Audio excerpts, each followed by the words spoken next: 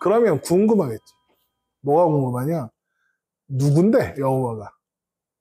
왜 자신들을 그분의 백성이라고 하는지, 또 왜 우리를 선택했는지, 왜 우리를 가나안으로 데리고 가려고 하는지 궁금할 거야. 그러니까 모세오경의 전반부는 그걸 설명하는, 창세기 출애굽기는 바로 이런 질문들에 대한 대답. 그래서 일종의 질의응답서다라고 교재에 써놓은 거예요. 그리고 그 첫 번째 대답이 창세기인 거죠. 하나님이 이스라엘 백성들이 그들이 살던 날 가나안으로 돌아가게 하시겠다고 약속하셨어요. 그럼 얘네들은 언제 애굽에 왔느냐? 가나안에 살고 있어가 야곱 때에 우리가 잘 아는 요셉으로 인해서 들어가게 되죠. 이때 무슨 일이 있었죠? 가뭄이 있었죠. 엄청난 가뭄이 있어서 애굽을 포함한 모든 지역이 다 가뭄으로 힘들었는데 그 가운데 애굽만 먹을 게 있었다. 왜? 요셉이라는 사람이 거기 건너가 있었기 때문에. 그런데 요셉은 알고 보니까 형들이 버린 야곱의 아들이었다. 그래서 이제 형들이 요셉한테 가서 먹을 거 주세요. 막 해서 이제 요셉이 우리 아버지 잘 계세요. 그래서 아버지 모셔오겠습니다. 라고 해서 요셉의 때에 애굽에 들어온 사람들이 남자만 70명이었어요. 여자를 포함하면 뭐 한 150명, 뭐 어린아이까지 하면 뭐 그 정도 되겠죠. 그러면서 이제 이스라엘 자손들이 애굽에 살면서 한 민족을 이루게 되는 거예요. 그러니까 사실 이 배경만 보면 이스라엘 자손들은 약속의 땅 가나안에 찾아왔던 기근 때문에 애굽으로 피난 온 거였다. 총리 요셉, 애굽의 총리였던 요셉 덕분에 애굽에서 고위층 대접을 받으면서 잘 살았어요. 자, 그러다가 기근이 몇 년 지속됐죠? 7년. 풍년 7년, 기근 7년. 이 기근이 끝나고 그리고 그 기근의 여파가 뭐 몇 년 더 지속됐다고 치면 그리고 나면 어떻게 해야 돼요? 원래 살던 대로 돌아가야 돼요. 요셉이 애굽의 총리로 있는 동안에 부모님 잘 모시기 위해서 그러면 요셉이 살아있는 동안이라도 잘 모시겠다 해서 가나안에 안 가고 그냥 거기 살았다 치면 그러면 야곱이 죽고 가든지 아니면 요셉이 죽으면 가야죠. 심지어 요셉이 죽으면서 뭐라고 하냐면 돌아가라.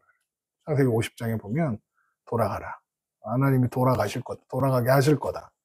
그런데 안 가고 살아요. 요셉이 죽은 다음에도 이스라엘 자손들은 애굽에서 계속 산단 말이죠. 왜? 풍족하고 살기 좋으니까. 가나안에 비해서 살기가 좋단 말이죠.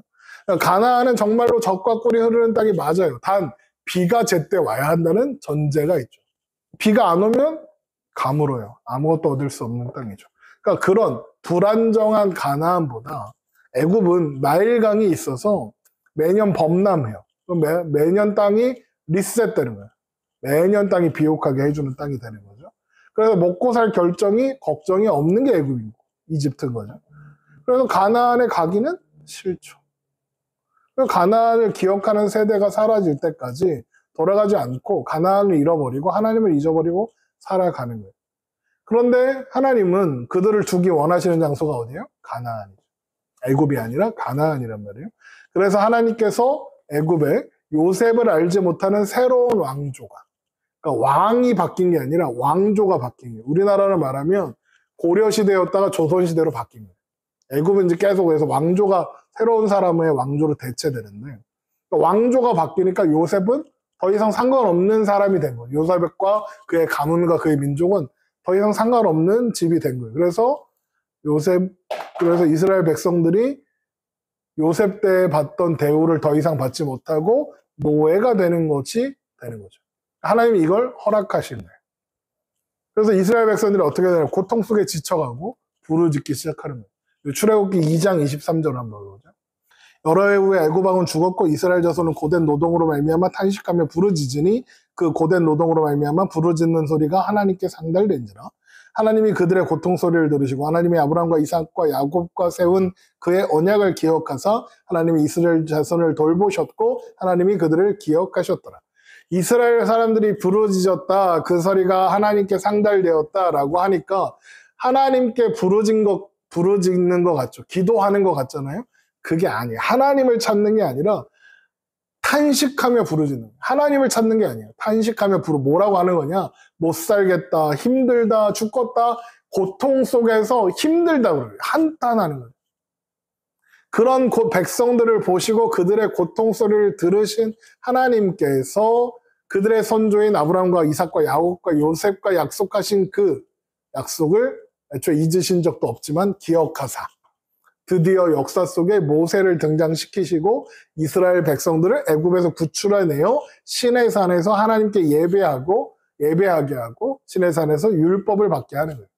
그리고 바로 그곳이, 그 자리, 시내산이 창세기가 기록된 자리고 그때 기록된 말씀이 창세기라는 거예요.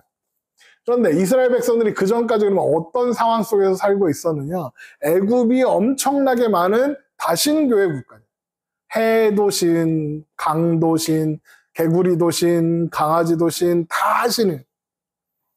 당연히 우상숭배와 주술이 성행하던 나라였죠.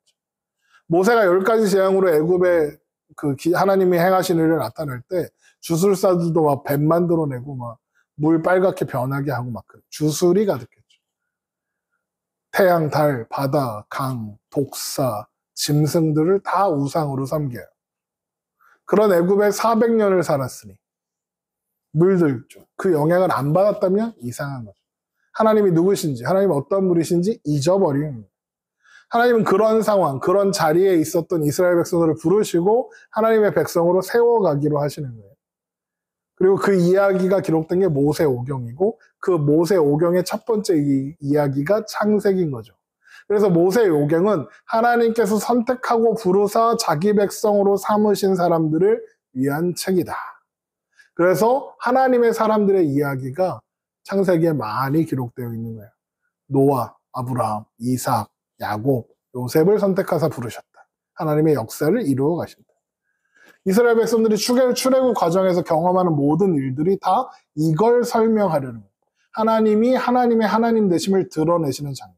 애굽에 임한 10가지 재앙. 아까 그 10가지 재앙들의 특징이 뭐냐?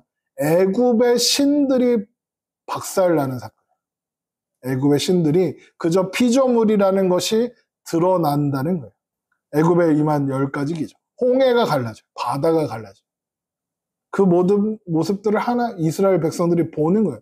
그러면 자 이제 시내산에서 하나님 앞에 예배하자, 말씀 받으러 갔다 올게 이럴 때 이스라엘 백성들은 당연히 뭘 물어볼 수밖에 없느냐? 그게 누구냐?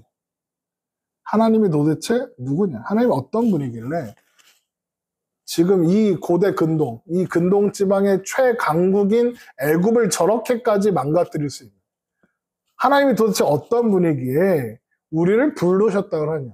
하나님은 왜 우리를 선택하셨는가? 하나님은 누구신가? 그런 질문들에 대한 대답이 창세기고 모세오경.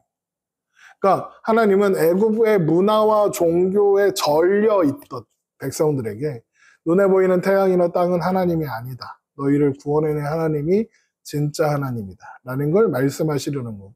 일월성신, 동물 이런 것을 신으로 생각하던 백성들에게 그 모든 건 피조물에 불과하고 하나님만이 참신, 진짜 신, 유일하신 하나님이라는 것을 확인시켜야 하는 거예요. 그래서 창세기 1장부터 말씀하시는 하나님, 특별히 무언가 행하시는 하나님, 우리를 찾아오시고 말씀하시는 하나님, 빛이 있으라니 빛이 있는 하나님, 그 하나님을 선포하는 거예요. 그래서 오늘도 너희들에게 말씀하시는 하나님, 천지를 창조하신 그 말씀으로 너희에게 말씀하시는 하나님, 그걸 설명하려는 거죠. 그래서 그러면 이스라엘 백성들이 왜 선택받았는지 알려면 세상이 도대체 어땠고 세상에서 하나님은 왜 이스라엘을 선택하실 수밖에 없었는가를 설명하기 위해서 세상의 근원부터 가르쳐 주신 그게 창세기죠.